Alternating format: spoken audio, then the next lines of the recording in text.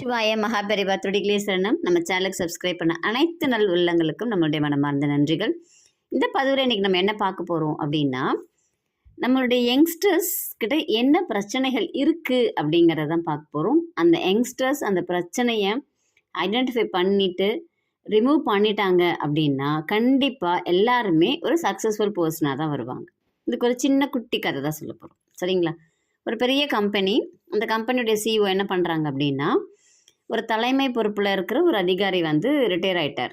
அந்த பதவிக்கு ஒரு பர்சனை தேடுறார், கால்ஃபர் பண்ணுறாரு. அவருடைய மைண்டில் என்ன ஓடுதுன்னா, கொஞ்சம் யங்ஸ்டர்ஸாக போடுவோம், கொஞ்சம் யங் பிளட்டாக போட்டோம்னா ரொம்ப எந்துவாக ஒர்க் பண்ணுவாங்க, க்ரியேட்டிவாக நிறைய யோசிப்பாங்க அப்படின்ற ஒரு மைண்ட் செட்டில் அவர் என்ன பண்ணுறாரு அப்படின்னா, ஒரு 28 to 38 அந்த ரேஞ்சுக்குள்ளார இருக்கிறவங்க அப்ளை பண்ணலாம் அப்படின்னு சொல்லிட்டு போடுறாரு. நிறைய அப்ளிகேஷன் வருது, எல்லாத்தையும் ஸ்க்ரீனிங் பண்ணுறாங்க. ஸ்க்ரீனிங் பண்ணி ஒரு 30 to 50 மெம்பர்ஸை செலக்ட் பண்ணுறாங்க. இன்டர்வியூக்கு கூப்பிட்றாங்க, இன்டர்வியூ அட்டன் பண்ணுறாங்க. அட்டன் பண்ணதில் ஒரே ஒரு பர்சனை மட்டும்தான் அந்த சிஇஓ செலக்ட் பண்ணுறார். மீதி எல்லாரையுமே ரிஜெக்ட் பண்ணிடுறார். அது ஒரே ஒரு பர்சனல் இன்டர்வியூ வைக்கிறார். பர்சனல் இன்டர்வியூ வைக்கும்போது, உனக்கு என்னவாகணும்னு ஆசை, நீ எப்படிலாம் பிளான் பண்ணியிருக்க, ஜாப் கிடச்சிடுச்சுன்னா நீ என்னெல்லாம் பண்ணணும்னு பிளான் பண்ணியிருக்க அப்படின்னு சொல்லி கேட்குறாரு.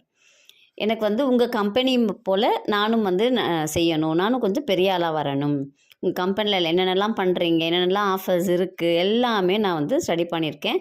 அப்போ உங்கள் கம்பெனியில் நீங்கள் எப்படி இருக்கிறீங்களோ அந்த மாதிரி நான் வரணும் அப்படின்னு சொல்லிட்டு அந்த பையன் சொல்கிறான்.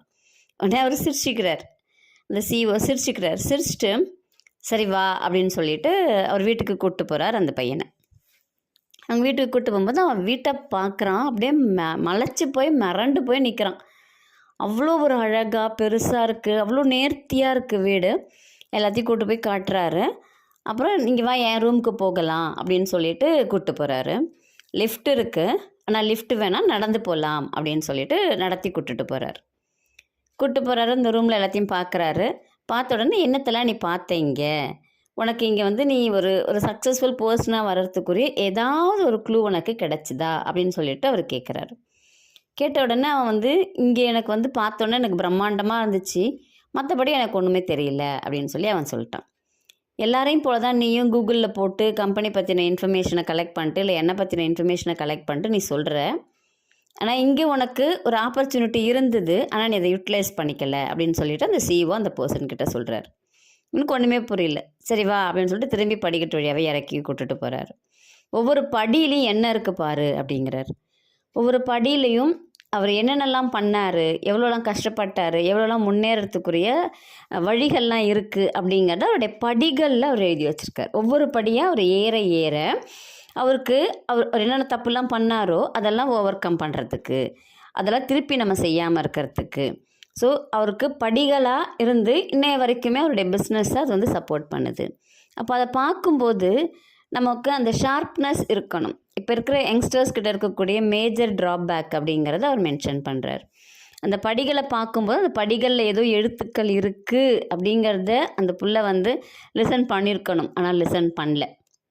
நிறைய ஸ்க்ரீனிங் டெஸ்ட் வச்சு அவங்க எடுத்ததுனால அந்த பையனுக்கு ஜாப் கொடுத்துட்டாங்க, அது அடுத்த பிரச்சனை. ஆனால் அவங்க என்ன மென்ஷன் பண்ணுறாங்கன்னா, இப்போ இருக்கிற யங்ஸ்டர்ஸ் கிட்ட ஒரு ஆப்பர்ச்சுனிட்டி வருது அப்படின்னா அதை ஷார்ப்பாக லிசன் பண்ணுற ஒரு பெரிய ஒரு ஒர்க்கு மிஸ் ஆகுது. அப்படியே நுனிப்புல் மேயிற மாதிரி மேய்ஞ்சிட்டு போகிறாங்களே தவிர அந்த ஷார்ப்னஸ் இருக்கணும். எதை பார்த்தினாலும் அதில் ஏதாவது இருக்கா அப்படிங்கிறத தேடக்கூடிய மைண்ட் செட் வேணும் அப்படின்னு சொல்லிட்டு அந்த சிஇஓ சொல்கிறார். அதுதான் நம்மளும் சொல்கிறோம். நம்ம யங்ஸ்டர்ஸ் கிட்ட இப்போது நிறைய பிள்ளைங்க எல்லாருமே என்டர்டெயின்மெண்ட் என்ஜாய்மெண்ட்டுக்கு கொடுக்குற இம்பார்ட்டன்ஸை அவங்களுடைய லைஃபுக்கு க்ரோத்துக்கு கொடுக்கறது இல்லை. கொஞ்சோண்டு அதுலேருந்து வெளியில் வந்தீங்க அப்படின்னா கண்டிப்பாக எல்லாருமே ஒரு சக்ஸஸ்ஃபுல் பர்சனாக ஆக முடியும். இந்த கதை உங்களுக்கு பிடிச்சிருக்கும் அப்படின்னு நினைக்கிறேன். பிடிச்சிருந்துச்சுன்னா லைக் பண்ணுங்கள், ஷேர் பண்ணுங்கள், கமெண்ட் பண்ணுங்கள். நன்றி, வணக்கம். நல்லதே நடக்கும்.